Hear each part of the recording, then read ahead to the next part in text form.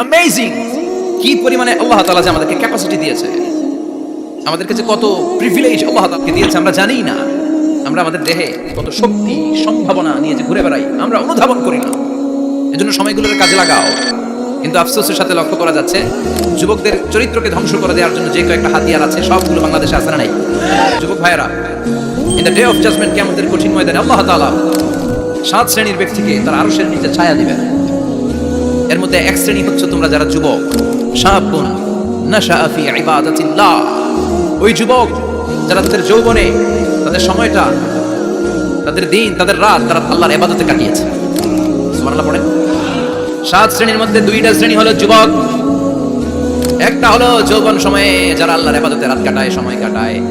আর দ্বিতীয় ওই যুবক যে যুবককে কোনো নারী অন্যায় কাজের, অন্যায় প্রেম করার পরও কি আর অফার দেয়, ওই অফারকে ক্যান্সেল করে ওই যুবক বলে ইন্নী আখাফুল্লাহ।